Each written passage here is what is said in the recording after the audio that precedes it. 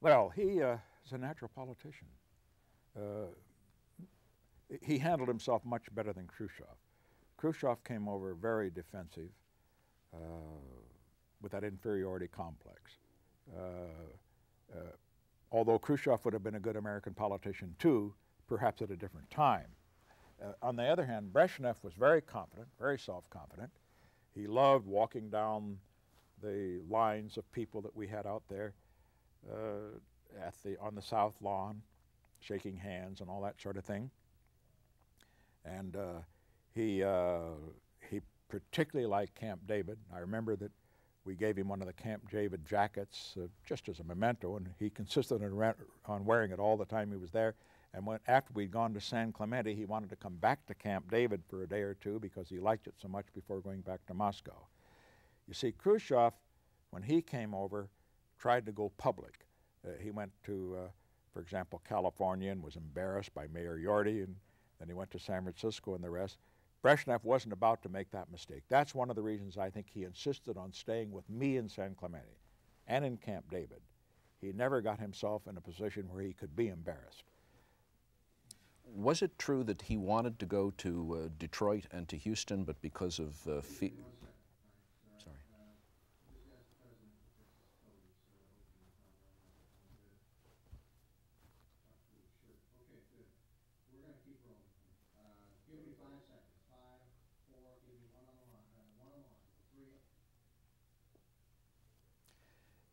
Is it true that Brezhnev wanted to go to Detroit and to Houston, but because of the fear of demonstrations against him, those visits had to be scrubbed? There was some talk of that sort, but I didn't want any untoward incidents to occur either.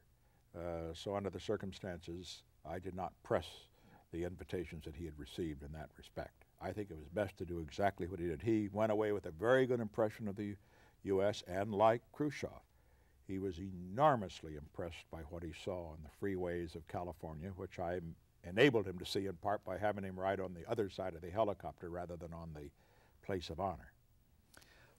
Wasn't your position in Summit 2 was considerably different from in the first, from what it was in the first summit. Politically, you hadn't been able to deliver because of congressional opposition on the Jewish emigration issue, on most favored nation treaty status, on some trade agreements, and Watergate at that time was about to burst. The Dean testimony was indeed the John Dean testimony was delayed a week for the summit. How much were you inhibited or constrained in your negotiations because of these political factors? Those factors did not have any significant effect on those negotiations. Summit 2 was too early to have any further agreements on arms control. What we did get out of Summit 2 was an agreement to attempt to reach a settlement by 1974 on offensive weapons. And we had a general agreement with regard to the prevention of nuclear war with a set of principles and so forth, which I think had considerable public support. But otherwise, I do not think that there was any significant problem there. It was at Summit 2, the main recollection I have of that from a substantive standpoint was the fact that Brezhnev made no bones about his concern on the Chinese issue. In what circumstances? Well, we were meeting at that time in San Clemente in my office alone, just the two of us, not with a lot of other people around. A significant point to make. I do not think he would have made that point with his other Soviet colleagues even around him. Only his translator was there, Victor, who of course was totally his man. And he said that he was convinced that the Chinese were a mortal danger insofar as war was concerned. He pointed out what others had pointed out in the Soviet leadership from time to time, that Mao had once said that they didn't fear war because you could kill 300 million Chinese and still have 400 million left, and he made that point. I then said, well, how can you really be concerned? He said, I've been to China. I said, economically they're very weak and they're very backward, therefore industrially and in terms of their nuclear power. I said, it's going to take a long time for them to have the power that you have that would be at all threatening. I said, how long do you think it's going to take? And he held up his hands like that. And I thought, well, what's he doing, surrendering or what? I said, how long? He said, 10 years. He says, in 10 years, he was saying this in 1983, they will be equal to us, or almost equal, enough to be a real threat. Well, of course, that's not proved to be true, but it did show what he thought at that time. And so he was urging, wherever possible, that we have a common front to control the Chinese danger, and particularly the Chinese nuclear development at this point. Of course, I didn't give an inch on that particular item. Was Brezhnev wearing his Camp David jacket when you gave him his car? Oh, yes. Yes, that was a pretty sporting event. We gave him, this time, a Lincoln. We'd given him a Cadillac. I think, yes, it was a Cadillac in Moscow, and I think we gave him a Chrysler the next time around. So he had one of these. Were you telling him something? Or? No. So we gave him this Lincoln he wanted to try. And so I got into the seat with him. The Secret Service were petrified again, because they don't let a president drive the car or anybody else drive except one of them. But in any event, we went around a one-lane road which goes around the perimeter of Camp David, and there's a very steep drive, and I've gone down it in a golf cart, and it can be very dicey if the brakes on the golf cart are not particularly up to speed. But in this case, he went down that hill about 50 miles an hour, and I was just thinking, my God, if one of the Marines comes up that road the other way, we're going to hit him. But fortunately, we didn't. He turned as we went around the corner at the bottom, because it makes a hairpin turn to go back up the hill. The car turned, squeaked around there, and the tires screaming, and then we went up the hill, and then finally came to a stop back up. And he turned to me and he smiled. He says, "This car holds the road very well." And I was just thinking, it takes something sometimes to be a diplomat. What do you have any recollections of the flight on Air Force One, his impressions of Air Force One out to San Clemente? Well, he loved it, really. He loved talking to some of the Americans I had aboard, particularly to John Connolly. He and Connolly hit it off well. They're both strong, macho-like men, one a Texan, one a Russian, and so they had a good talk. And he was particularly impressed when I took him to the window to look at the Grand Canyon. And I said, "You have probably seen this in movies." He says, "Oh, yes, I've seen it many times in Western movies." And then I said, "John Wayne," and he jumped up out of his seat with a pair of six-shooters. When you went from, when you landed in California, at El Toro Marine Base, you got onto Marine One, the President's helicopter, and went down to San Clemente. You've mentioned that he got that you sat him by the window so that he could look out instead of sitting in the place of honor where he couldn't see. What did you want to accomplish by that? Well, I wanted him to see the development in this country. I wanted him to see the possibilities that were open to him in the field of economic cooperation. I didn't think he needed to see, if Khrushchev needed to see, that the United States was not a paper tiger. He knew that. But I wanted him to see the possibilities of us moving together, even though we disagreed totally in philosophy and in the economic area. Unfortunately, due to congressional reaction and so forth, we weren't able to make much progress that year at least, or the next for that matter.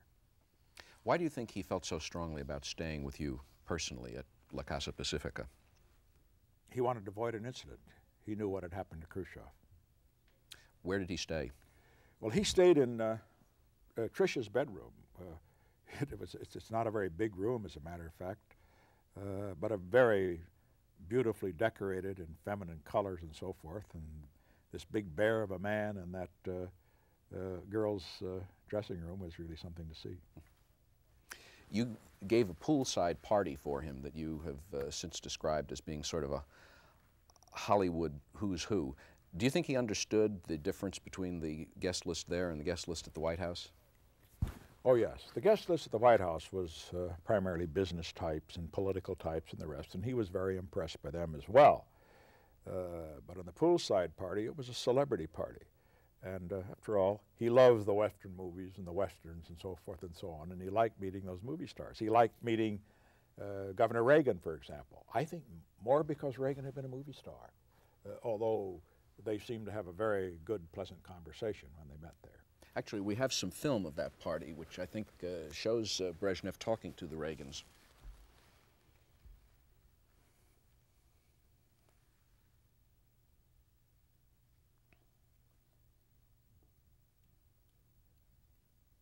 Do you remember what they talked about? Or what you, do you remember what you said to him there in introducing them?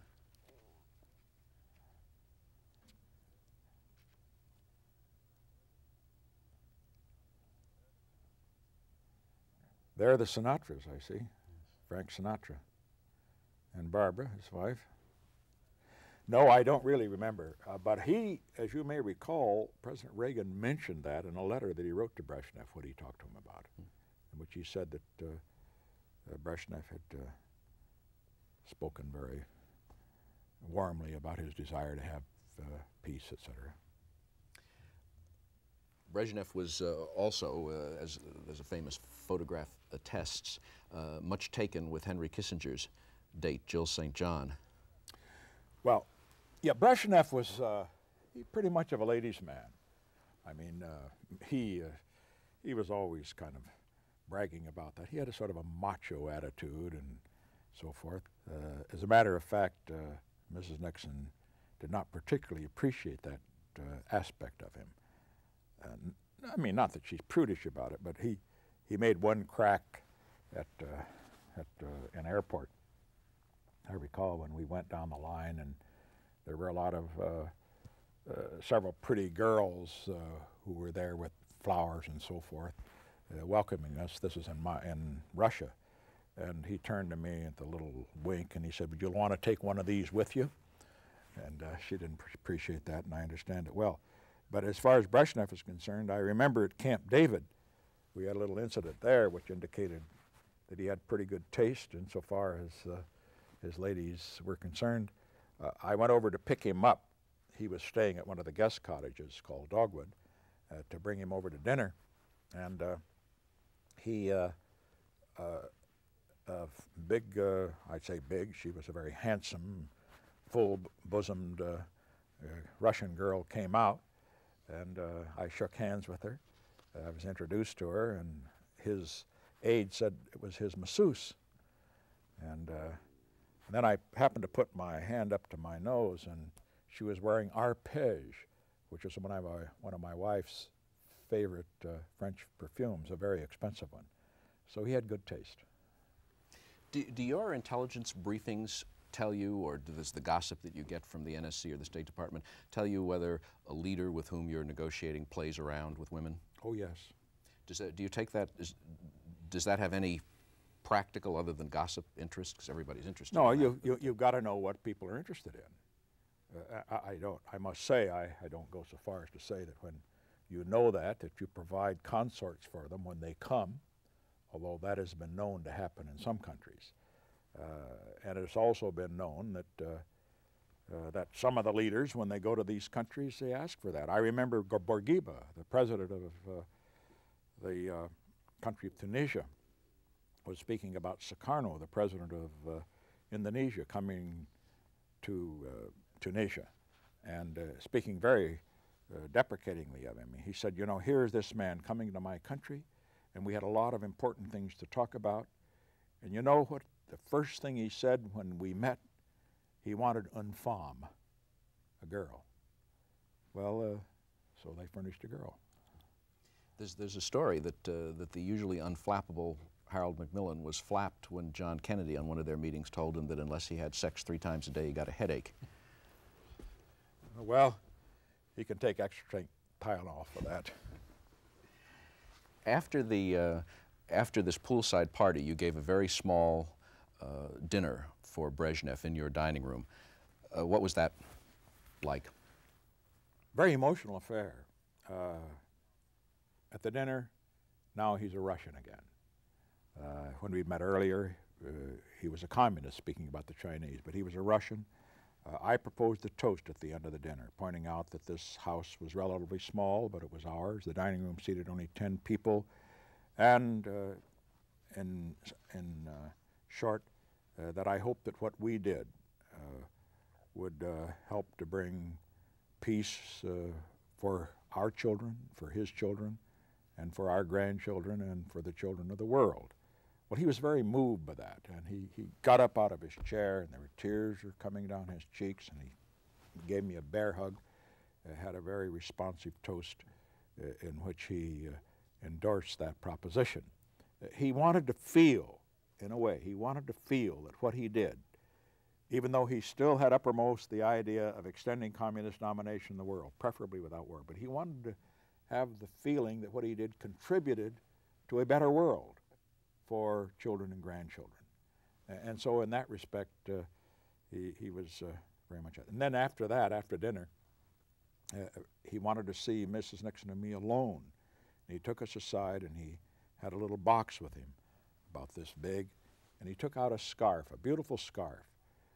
He said it had been made by artisans in his home village. And he said every stitch in this scarf represents affection from the people of Russia for the people of the United States, and from Mrs. Brezhnev and me to you and to Mrs. Nixon. So there's the Russian speaking. Now, he wasn't giving us that little scarf because he thought that might have an effect in softening me up for negotiations about China and so on and so forth. He was giving it because there was a warmth about the man at times.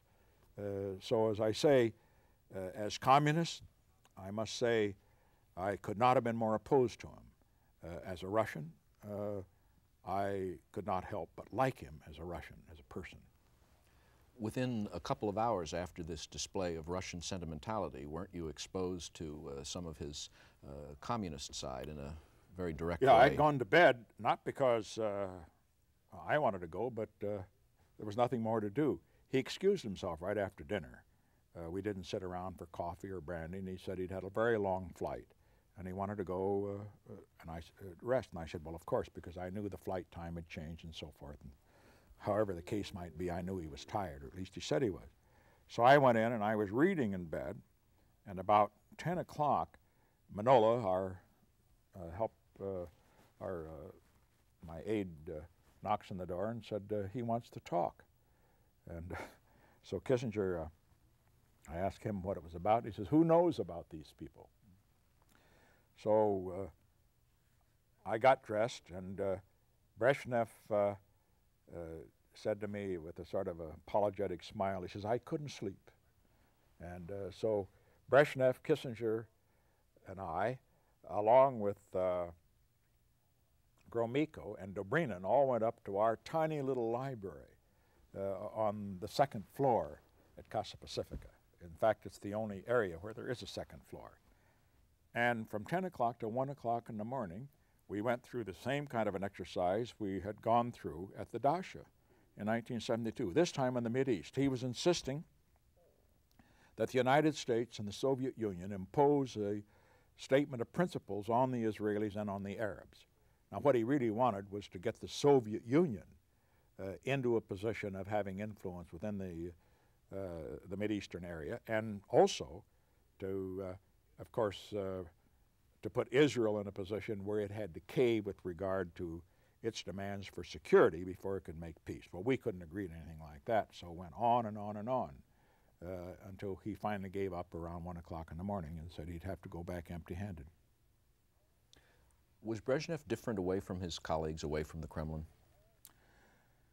They all have a tendency, and Brezhnev is no exception, to be more forthcoming, not quite as stiff away from their colleagues. I think before their colleagues, they feel they're being watched. They have to put on a show. They've got to prove that they're very tough. They've got to show off. It's like, for example, the same thing with congressmen and senators on television. One of the reasons I'm not for televising sessions of the House and Senate, or even committees, is that the congressmen and senators have got to show off.